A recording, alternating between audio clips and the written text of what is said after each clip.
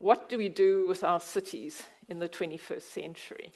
And I'm going to be talking about that challenge in the context of something that very few people are talking about internationally, the challenge of temperature goal overshoot. What does that mean for our cities as we work our way through the 21st century? And I'm going to be bringing a number of perspectives, as Michelle indicated. I have a habit of swapping out hats. So I've moved between academia, international scientific assessments, international climate change negotiations. But probably the most important perspective I bring to this conversation this morning is the fact that I spent 30 years working as a local government official in an African city. And there's nothing more grounding, nothing makes you as pragmatic as working in the trenches. And so it'll be that range of perspectives I hope will open up an interesting conversation for us to reflect on as we move through the morning.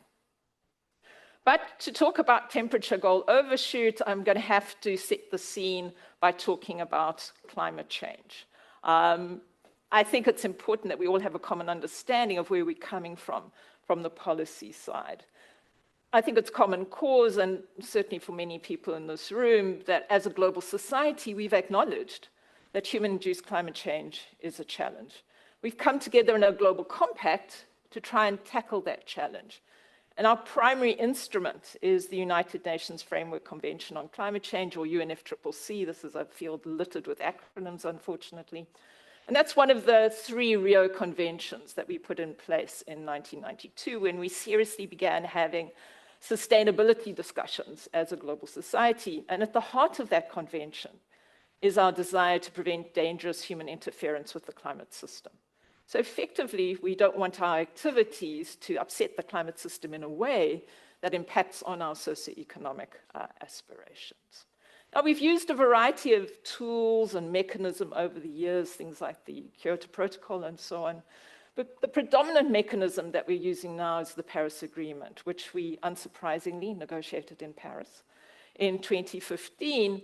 And the Paris Agreement has at the heart of it Article 2, which is a temperature goal. So we said if we want to realize this world where our activities are not a threat to the climate system of the planet, then we'll come together as a global society and we will commit to a temperature goal. We will commit to limiting global warming to well below 2 degrees Celsius relative to the pre-industrial period. And we use 1850 to 1900 as the proxy for that. But as you know, the climate negotiations bring together 198 countries, and amongst those are the small island states, the African countries, the least developed countries. And they raised their hands in Paris and said, well below 2 degrees might be fine for you in the global north, but we are so vulnerable because of poverty and underdevelopment that would be too dangerous for us. And so you'll see that Article 2 also contains an aspirational element. It's not a formal goal in terms of the Paris Agreement, but it is an aspirational element as part of this global compact that we would also pursue efforts to limit global warming to 1.5 degrees Celsius. And Andreas was referring to that in his presentation. And that's become a rallying call in the climate field. Are we able to come together as a global society to realize this higher level of aspiration in terms of the climate work we do together? Now, all of this work in the policy framework is linked to evidence. And indeed, the majority of the scientific evidence that negotiators use to put in place the conventions and the various mechanisms come from the Intergovernmental Panel on Climate Change, or IPCC, more acronyms. And for those of you who are not terribly familiar with the work of the IPCC, it works in assessment cycles that are 5 to 7 years in length. And the most recently completed assessment cycle is the 6th assessment cycle. We closed that out in 2023. It was the longest and the busiest of the assessment cycles to date. Not even the 7th assessment cycle, which is currently ongoing, will be as busy as we were. We produced 3 special reports, and probably the best known of these is our special report on global warming of 1.5 degrees, which was in response to an invitation by the convention to consider that level of warming. But we also produced a special report on land. We produced one on the ocean and the cryosphere. And we produced the 3 volumes which make up the global assessment. The first looking at the physical changes in the climate, and then the next two asking the so what questions. So what does that mean in terms of impacts, adaptation? What does it mean in terms of our obligation to mitigate? Now, the problem with these 6 volumes you see in front of you is there's some 10,000 pages of scientific assessment. Let's not even count the supplementary material in there. I know of no one in the real world, certainly no policymaker, no practitioner, who has the time to read 10,000 pages of fairly dense and inaccessible scientific assessment. So the IPCC, rather smartly, in every assessment cycle, produces a synthesis report. And this allows the authors to pull together the key messages for the policymakers, which saves us all from reading those 10,000 pages or almost half a meter of science, and allows us to get right to those core messages. And I'm going to start off by looking at what those core messages tell us. The first thing is, I think if you go to the IPCC website and you download that synthesis report, you're going to see that this very conservative consensus science-based process that is the hallmark of the IPCC is actually pulling no punches. And what we make very, very clear is our current trends of emission and development are simply incompatible with a sustainable and equitable world. So that notion of the convention of creating the sustainable world with a safe climate is just not possible given the current decisions that we're making. And Andreas sort of gave us a hint of that at the Swiss level. And this is really not surprising. We've had over a century of fossil fuel use. We've had a similar period of time where our land use has been unsustainable, where our energy use has been unsustainable, and we've heard reflections on that yesterday. And the net result is we've created a dangerous planet, but we've also created a deeply unequal planet. So if you look at our assessment, we note the fact that the 10% highest emitting households are responsible for about 40% of global greenhouse gas emissions, while the 50% of households with the lowest emissions are responsible for less than 15%. We also know that we live on a very rapidly changing planet now. So that increase in global average surface temperature has increased faster since 1970 than in any other 50-year period in at least the last 2,000 years. So when we produced that special report on global warming of 1.5 degrees Celsius in 2018, we said to the world that the increase relative to that pre-industrial period was on the order of 1.1 degrees Celsius. By the time we got to releasing the synthesis report in 2023, we said, we're going to have to revise that. We're now at 1.15. And if you use the core indicators that we used in our assessment and update them, and that publication has just come out, led by Piers Foster and team, we're now at 1.22. And in fact, this rate of warming is really unprecedented in the instrumental record. It's coming in at about 0.27 degrees per decade. So no surprise, we find ourselves in a situation where human-induced climate change is now impacting every aspect of the planetary system. We're seeing widespread and rapid changes in the atmosphere, in the ocean, in the cryosphere, so the frozen parts of the world, and the biosphere. And you don't have to read our very dense scientific reports to realize that this has consequences in everyday lives. You've literally just got to open any form of media outlet. You'll see a flood, a wildfire, a case of extreme heat, record-breaking typhoon season. So no surprise that our assessment concluded that because of human-induced climate change, we're seeing dangerous impacts in every region around the world. And this doesn't matter whether you're in the global north or global south, impacts on both natural systems and human communities. So we're seeing an increase in the frequency, the intensity, and duration of things like heat waves, not only on land, but also in the ocean. We're seeing the same impact on heavy rainfall events. My own city was subject to an intense rainfall event in 2022. I had a river running through my house, and that was twice as likely because of climate change. We're seeing an increase in agricultural droughts. The proportion of tropical cyclones is increasing. We're seeing reduced water security.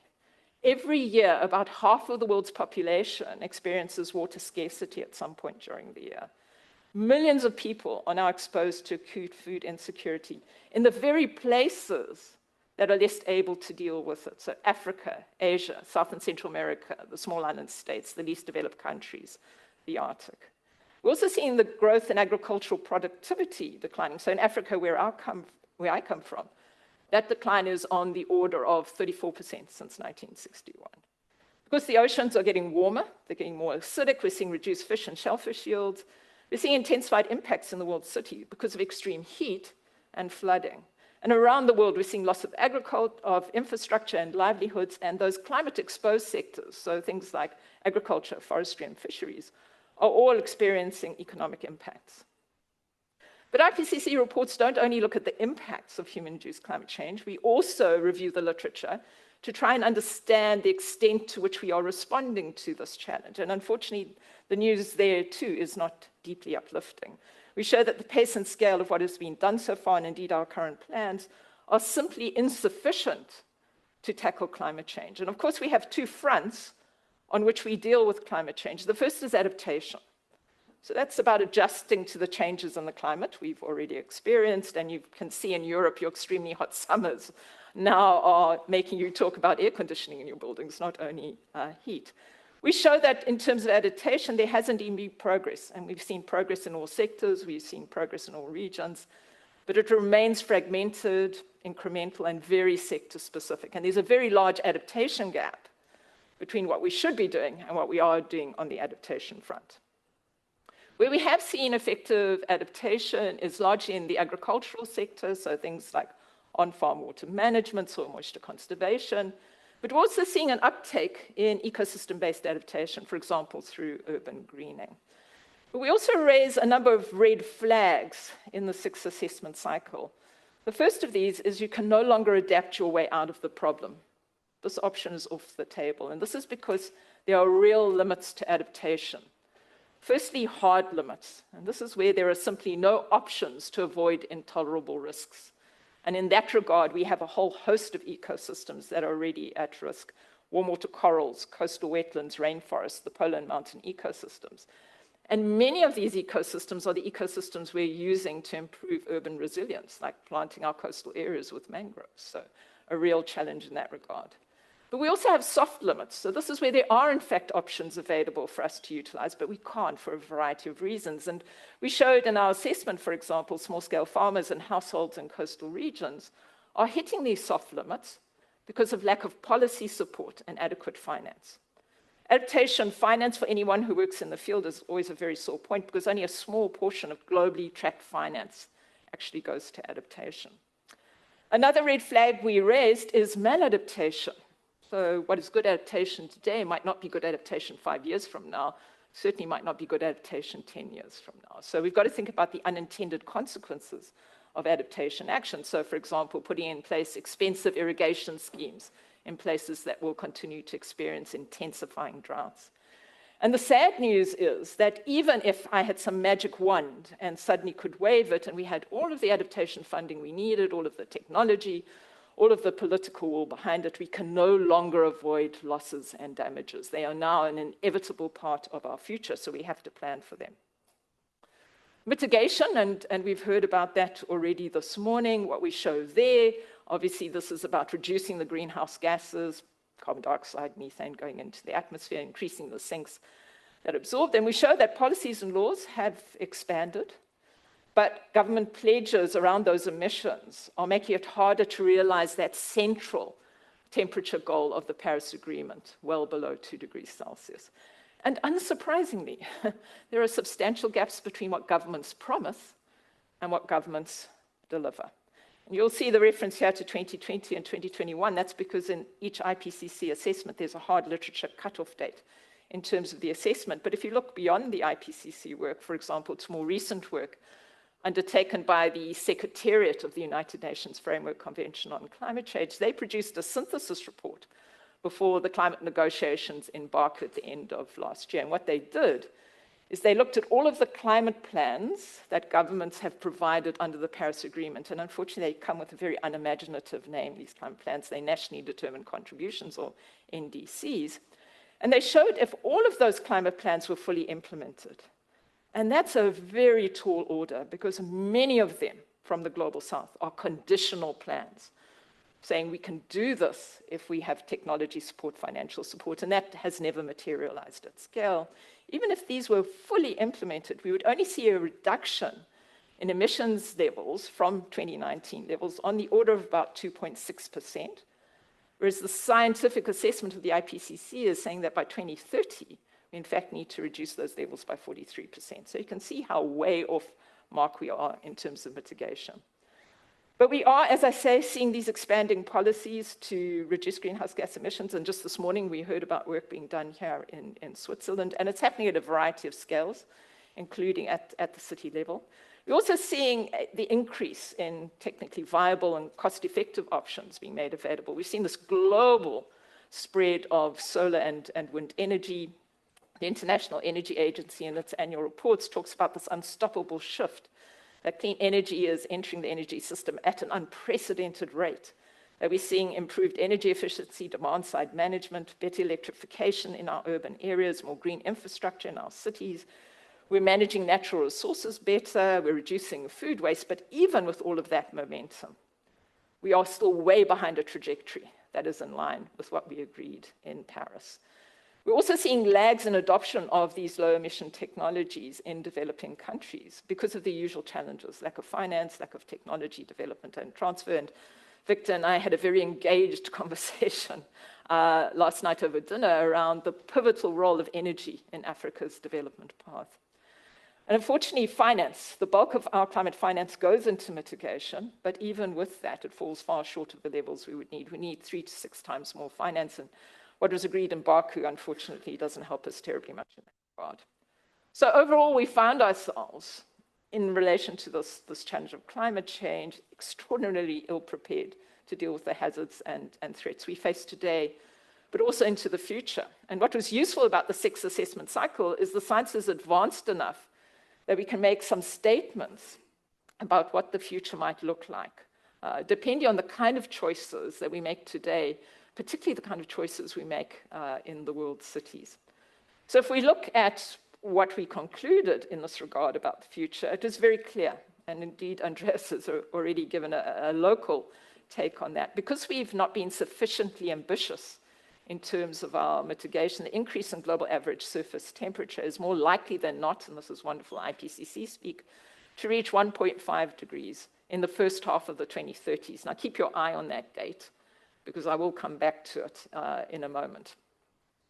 But here I want to take a bit of a detour, because what really worries me is when I talk to my policy and practitioner colleagues about climate change, and we talk about 1.5, the vast majority of them hold in their heads the idea that if we are capable of getting off this carbon superhighway at 1.5, that somehow we would have created the safe and sustainable world. And simply nothing could be further from the truth. At 1.22, we already live in an extremely dangerous world. Continental scale wildfires, extreme and multi-seasonal droughts, devastating floods, and extreme heat events. So 1.5 is an even more dangerous world. The only thing that it has going for it is it's less dangerous than 2. So I think that's really important to bear in mind when we think about the future of urban areas. And the reason for this is simple, and if you've heard some of my IPCC colleagues speak, you would have heard them repeating this message many times, that every increment of warming really matters. And that's because the risks, impacts, and the related losses and damages, which we can no longer avoid, literally increase with every increment of warming. We also showed, unfortunately, that the high risks are now assessed to occur at lower global warming levels than we previously thought. So if we look at a scenario where we continue to produce emissions that results in further warming, obviously it's going to continue to impact all aspects of the planetary system in every region. No region is immune to this, will experience an increase in climate hazards. Then that can be an intensity in tropical cyclones, more melting of ice and snow, which will, for example, have devastating impact on skiing in Switzerland, sea level rise, flooding, biodiversity loss, reduced food production, and a whole host of human health impacts. We also see changes in extremes becoming more noticeable, and quite frankly, you just have to get up every day to see that. You don't need to read a scientific report for that. And we're going to have to deal with compound and cascading risks, which are much more difficult for us to manage, particularly in the urban context. So if we look out at a warming world, what we can say is that we're going to experience further climate hazards in the near future, not in some distant future.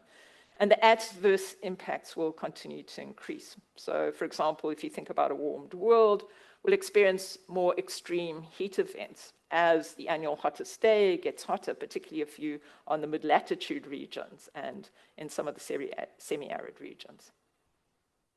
The projector's now tired. I'm told that this is the projector overheating.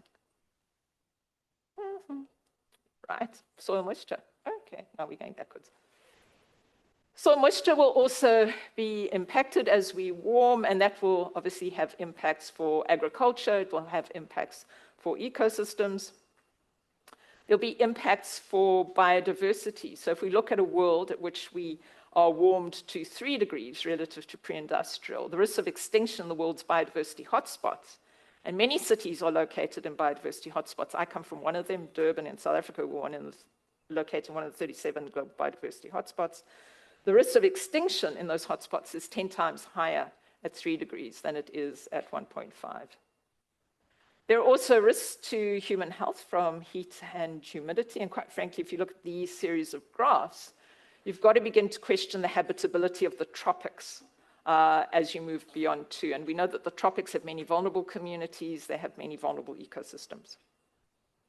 Obvious impacts for staple crops like maize and fisheries yields as oceans continue to warm and become more acidic. And so we can see that losses and damages really are a part of our future now. The problem is they're disproportionately affecting the most vulnerable people and ecosystems around the world. And the reason we're reaching these limits is our ability to adapt to these changes is way more constrained and less effective the warmer that we actually get. And we called out very specifically adaptation limits to ecosystem-based adaptation, and many cities around the world are banking on using blue-green infrastructure. But what happens when those ecosystems themselves are impacted by climate change and can't continue to deliver ecosystem services? We know that water management will be particularly impacted. For example, above 1.5 degrees of global warming, there'll be insufficient fresh water for communities living in some islands and on some mountains. Above 1.5, we're expecting irreversible changes, so species losses, losses of biodiversity and ecosystems, particularly those ecosystems that are already at risk. Above 1.5, we're expecting dangerous feedbacks in the climate systems, such as the thawing of the permafrost. And bear in mind, the permafrost stores twice as much carbon as is already in the atmosphere. And if you read the NOAA report on the Arctic that they produced in 2024, they indicated that the Arctic has already moved from being a sink of carbon to a source. And that's because of wildfires and the thawing of the permafrost, which is beginning. We know that we're committed to unavoidable sea level rise over centuries and millennia. Simply nothing we can do about it, but we can try to slow down the rate. And we're expecting severe infrastructure damage in low-lying coastal settlements. We'll have 1 billion people living in low-lying cities by the sea and on small island states by the middle of this century who will be subject to sea level rise. So we can see, if we look at all of this, that climate change really is an existential threat to our well-being, to our livelihoods, to the global economy, but also important to those natural systems that we're dependent upon for our survival and our ability to thrive in a sustainable socioeconomic environment. There we go. But there are also real questions of equity and climate justice. And this was a big flag that we raised during AR6. It hadn't received a spotlight before, because it's those vulnerable people who haven't contributed significantly to this problem, who are being disproportionately affected. And this really has huge geopolitical implications. Currently, almost half of the world's population lives in regions that are highly vulnerable to climate change, so somewhere between 3.3 to 3.6 billion people. If you look at the decade 2010 to 2020, deaths from floods, droughts, and storms were 15 times higher in the highly vulnerable regions of the world, read the Global South, compared to the more resilient regions of the world, compare the Global North. And exposure to climate hazards is increasing globally. This is the worrying thing because of urbanization. This is the most rapid period of urbanization in our species' history, and other trends such as migration, but also, sadly in the 21st century because of growing inequality. One of the reports that disturbed me most last year was a report entitled The Great Reversal by the World Bank, where they showed that 50% of the 75 poorest countries in the world that rely on funds from the World Bank are in fact getting poorer. They're seeing a reversal in development. So we live in a world where the poor are getting poorer, but an individual, someone like Elon Musk, and I apologize as a South African for Elon Musk, stands to become the world's first trillionaire. So you've got this world with these huge divisions in access to resources. Oops, now it's moving by itself. So, and it's those people who are directly reliant on the land and the oceans who are particularly vulnerable to these impacts. So we can see that unless something dramatically changes, it's going to be these places in the world who are least able to deal with these challenges who are going to be worst impacted by losses and damages. Again, Africa, Asia, South and Central America, the small island states, the least developed countries, and the Arctic. So when we released our special report on global warming of 1.5 in 2018, we warned the world. You really have an unprecedented challenge if you want to fulfill this aspirational element of what was agreed in Paris. And unfortunately, the news each year on from that has just become greater. So what should we be doing to deal with this? Well, it's really important in this decade that we accelerate adaptation to try and close that adaptation gap that we have. And what we see in UNEP's adaptation report, which comes out, or adaptation gap report that comes out every year, is that's simply not happening. We're falling well behind in terms of adaptation needs. Implementation is slow, and it's extremely costly. In this decade alone, we need between 200 and 400 billion US dollars per annum just to meet the adaptation needs of the global south. And I'm told that the adaptation gap, which will come out this year, will raise that financial need significantly. What we have seen is a small uptick in adaptation funding, so it moved from 22 billion in 2021 to 28 billion in 2022. So that moves us some way to the agreement reached in the Glasgow negotiations, where we agreed to double adaptation finance to about 38 billion by 2025. It seems that that goal is not going to be met, unsurprisingly. But even if it was, it would only reduce the adaptation finance gap by about 5%. If we were serious about limiting, so that core temperature goal of the Paris Agreement, limiting global warming to 1.5 and well below 2, we would need to be seeing rapid, deep, and immediate reduction in greenhouse gas emissions. And when I say immediate, I do mean immediate, because in all of the pathways we modeled that were compatible with 1.5 with limited or no overshoot, we needed to see a peaking of global emissions sometime between 2020, but before 2025. Are we seeing that? No. If you look at Copernicus Climate Services, that services the EU needs, they announced that, in fact, we had reached a record level of carbon dioxide in 2024. We're currently seeing about 422 parts per million. And why is this? It's unsurprising, I guess, because still the bulk of our energy is coming from fossil fuels. In 2023, fossil fuels met 80% of global energy demand. And if we looked at the year-on-year increase, fossil fuels were still meeting over 2/3 of that increased energy demand. The International Energy Agency has just announced an update in 2025, and looking at 2024, there's good news. Renewables in 2024 accounted for the largest share of growth in the global energy supply, so 38%. But if you total up the contributions of fossil fuel, that still comes in at 54%. So it's a decrease, but we're still heavily reliant on the fossil fuel sector.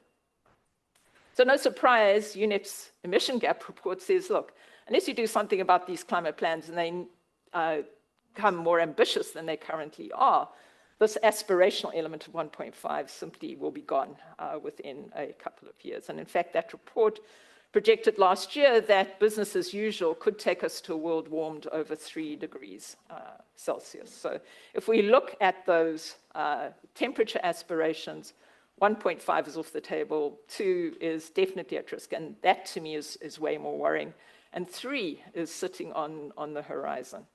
And are we planning our cities for a 3-degree world, I wonder?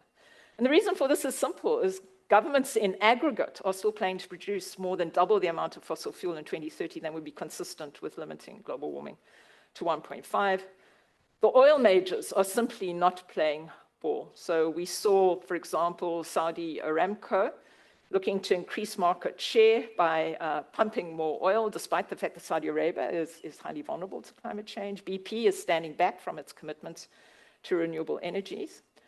And the role of the oil majors is significant. Attribution science is now advancing significantly and was used to look at the contribution to climate damage by the big oil majors. And Chevron, the US giant, came in with 800 billion to almost $3.5 trillion in climate damage. So what the oil majors do is really important.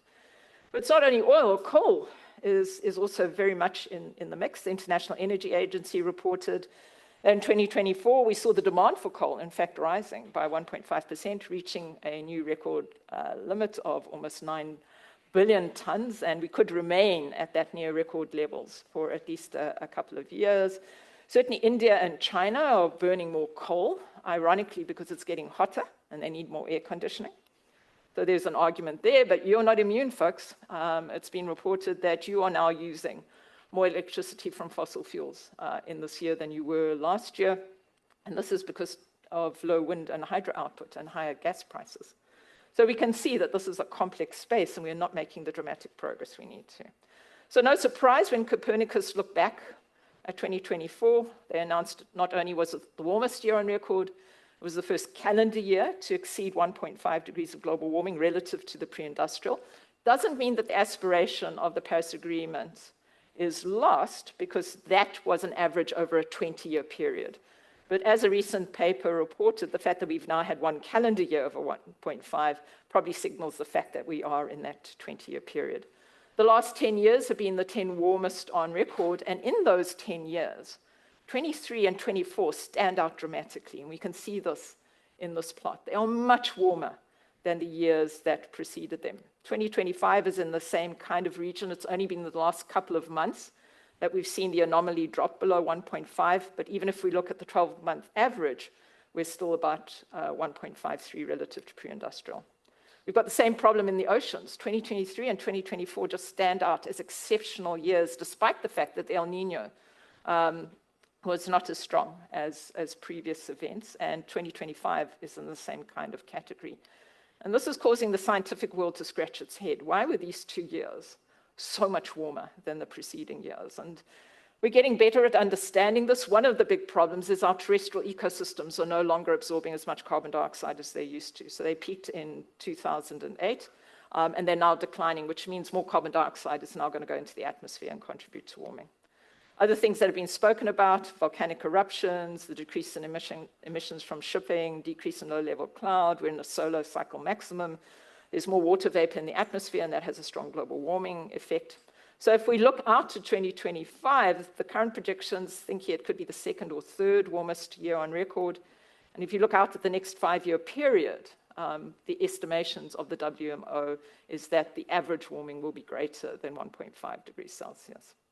And this is really important because it relates to the most important number in that synthesis report, which is if we were serious about 1.5, we would need to see global emissions reduced by 60% by 2035 relative to 2019 levels. And 2035 is a very important date because it's the end of the second round of nationally determined contributions, which are being communicated by governments this year. They should all have them in by the end of September. And they need to be remarkably more ambitious than we've seen before. If we look at the current climate plans, not the new ones, and the projected emissions, this graph comes from the global stocktake of 2023, you can see the projected emissions of the current NDCs in red, and the turquoise and blue lines indicate the emission reductions that are required for 1.5 and well below 2. You can see the ambition gap is huge. The problem is, if we update those core IPCC indicators that we used in AR6, which has just been done, they showed that the remaining carbon budget for that 1.5 limit could probably be used up in 2 years' time. And I think Andreas indicated a similar kind of assessment in his work at the national level. In a related paper, another group of authors indicate there's simply no historical precedent or scenario where emissions could be reduced sufficiently to fulfill that carbon budget, to keep within that carbon budget. And so this is where the reality check of being a practitioner on the ground comes in. We've got to move from a theoretical discussion to a much more pragmatic approach. We're living in a world where we are seeing fossil fuel resurgence, we're seeing far-right populism, we're seeing attacks on civil society and protest rights. AI is coming in with disinformation and increasing corporate power. We're seeing deep polarization in the world, deep economic insecurity. And so the reality is that the chances of a safe landing space in terms of climate change is small. There's a much higher probability of ending up with high and very dangerous temperature increases globally. And so while we acknowledge the political intention of keeping 1.5 alive as we move from one COP to the next, the fact is it's not a question about whether we're going to keep global warming below 1.5, but when we exceed it and by how much. If you look at Copernicus, they're projecting out that could be 2029. So we've moved from the first half of the 2030s to 2029. There's another recent paper which says 2028. And if you believe Jim Hansen, of course, world famous for the testimony he gave in the US in 1988, he's saying 1.5 is in the rear view mirror, 2 is also dead. And that really worries me because beyond 2, the ability to adapt is really, really limited. And so I refer to it as radical realism. If you're a practitioner, you're going to have to plan for an entirely different world in the world's cities. It's not that climate action isn't happening. It's just not fast or transformative enough.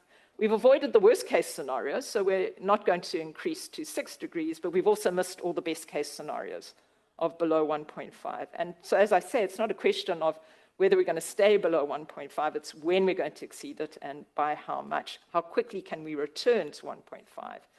Ideally, we want that exceedance to be limited and temporary. We want to be back at 1.5 by the end of the century.